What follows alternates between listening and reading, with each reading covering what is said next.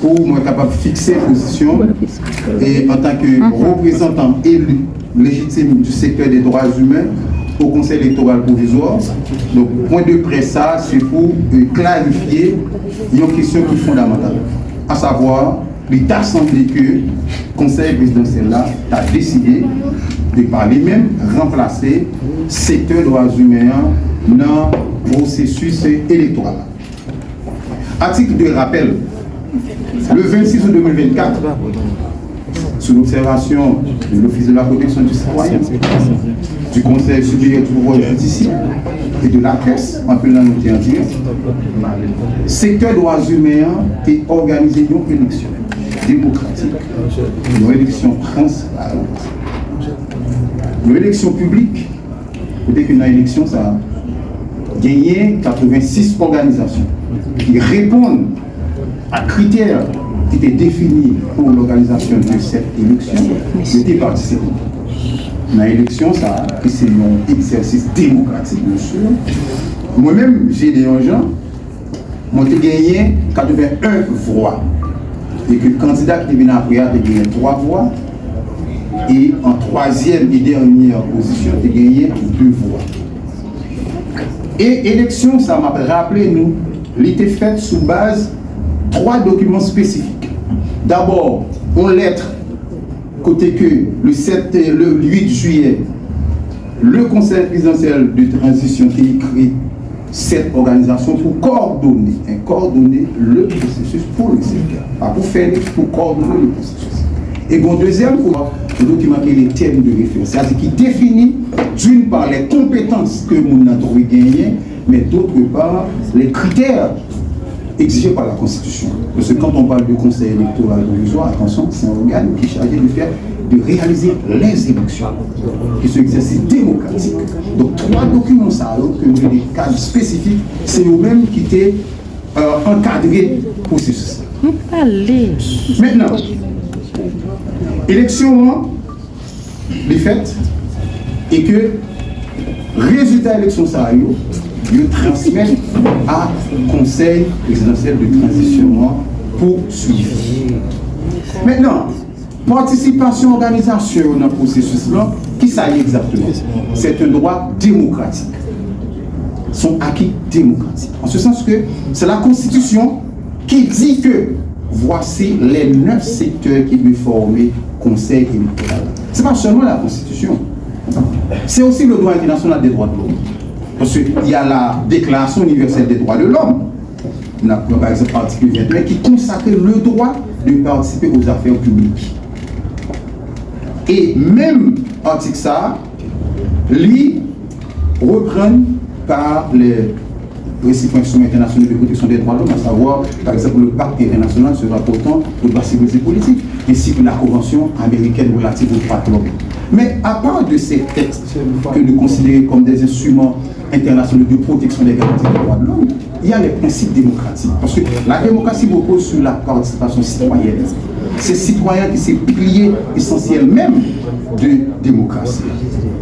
Maintenant, nous avons constaté le 18 septembre 2024, Conseil électoral, alors, excuse-moi, le Conseil présidentiel de transition, les publié, les nommé au Conseil électoral de 7 membres, sans explication.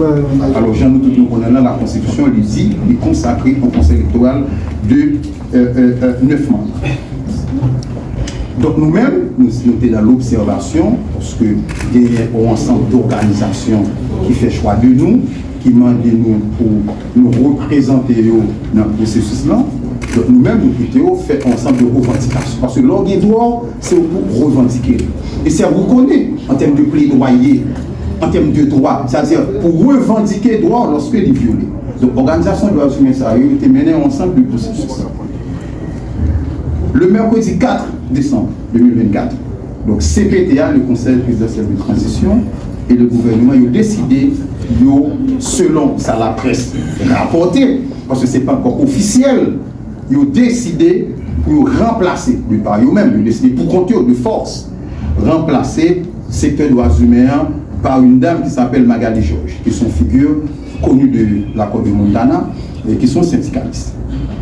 Moi-même, comme juriste, comme représentant et comme secteur droit humain, moi je dis si ça vrai, si c'est vrai. Mon précédent malheureux qui créé, et là qui va hypothéquer tout le processus. Et je vais faire la considération que voici. Un monde qui t'a accepté et que bon secteur qui font élection, et puis, bah, on est, 2-3 mondarello, comme ça, on parle encore, et puis on t'a dit comme ça, pour remplacer le ça.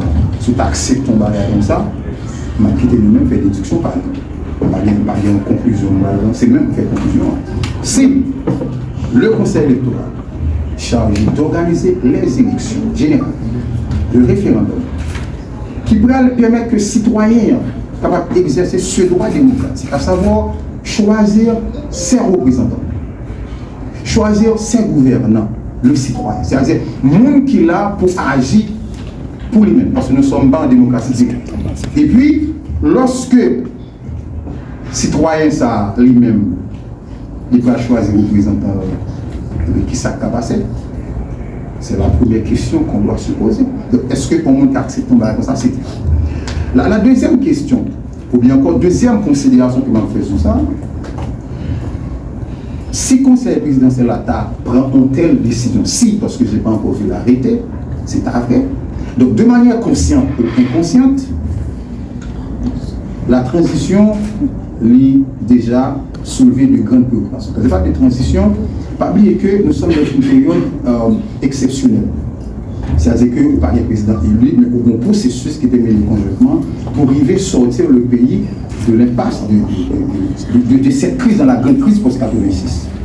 Donc, CPT qui a un mandat pour mener transition conformément à l'accord du 3 avril, y compris la Constitution, parce que lors même que nous sommes dans une période exceptionnelle, mais en matière de gouvernance publique, en matière de gouvernance tout court, on se réfère toujours à la Constitution, parce qu'il s'agit d'agir, il est question d'agir pour le compte de la cité, pour le compte de chaque citoyen, pour votre compte, chacun de vous. Donc, c'est peut-être ça qui mandate pour mener une transition. Si c'est vrai, là, on a un problème. Donc déjà, nous avons sa capacité. Ça veut dire que l'exercice que les citoyens vont faire, vote ça va l'exercer à vous-même, parce que c'est à travers ce vote, ce tact, ce droit que vous choisissez représentant. Donc si CPT arrive à interférer, font bagage comme ça, de force de gros moyens, donc là, déjà, nous avons quel type d'élection que vous gagnez. Même conseil électoral provisoire, c'est-à-dire nous qui acceptons un bagage comme ça, si c'est vrai, nous avons tout dit que ça va passer. Donc, moi-même, ma préoccupation n'est pas concernée les politiques, c'est à décider. Parce que lorsqu'on va faire les élections, les partis politiques, pour vous voyez les candidats, c'est surtout l'approche institutionnelle. Donc c'est à eux de décider, est-ce que c'est un bon choix, est-ce que son comportement acceptable ou pas, est-ce que c'est démocratique ou pas. Mais moi-même, en tant que j'ai dit en défenseur des droits de l'homme, c'est le citoyen qui m'intéresse. Parce qu'en tant que défenseur des droits de l'homme, nous là pour nous dénoncer les violations des droits de l'homme, c'est un rapport de verticalité. Lorsque l'État viole les droits des citoyens. Donc, citoyen, je dis, il faut commencer par revendiquer son droit de participer à un processus qui est transparent, qui est démocratique, qui répond à un homme démocratique. Les organisations de droits humains qui exercent droits démocratiques, Jean Constitution dit là, Jean instruments internationaux relatifs aux droits de l'homme que moi évoqué au dit là, c'est accepter ton bagage comme ça, bon, pas accepter le tout, c'est dire on dit que vous ne pas reconnaître comme institution même. Donc, je crois que vous ne pas accepter ça, parce que en matière de démocratie, vous avez une possibilité pour revendiquer le droit, est-ce que le droit est violent. Et chaque citoyen doit être préoccupé pour une telle situation, parce que lorsque nous avons processus de la construire la démocratie, mais c'est le comportement nous, qui va déterminer qui gens gouvernants, qui gens dirigeants pour comporter. Donc chaque monde a une responsabilité.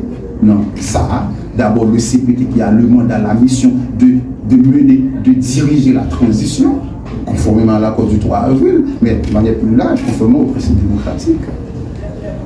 Il y a Mme Magali Georges qui a accepté ton bagage comme ça de l'accord du Montana. On a quitté nos tirs pour conclusion par nous. Les organisations de droits humains, c'est qu'on fait avec nous ces droits que vous gagnez. Parce que c'est organisation yoye. Pas oublier que droit ça, il reconnaît, il est consacré par la Constitution. C'est pas un monde qui décide qui l'organisation ou pas. Non, non, non. C'est travail qui bon reconnaissance comme organisation de droits humains. C'est la Constitution qui dit que vous avez droit pour former, pour créer l'association. C'est sur international qui va ça. C'est pas moi qui décide est-ce que vous avez une organisation ou pas. Moi, je ne vais pas décider. Je ne vais pas décider si vous avez une organisation ou pas. C'est eux-mêmes qui pour décider de par eux-mêmes.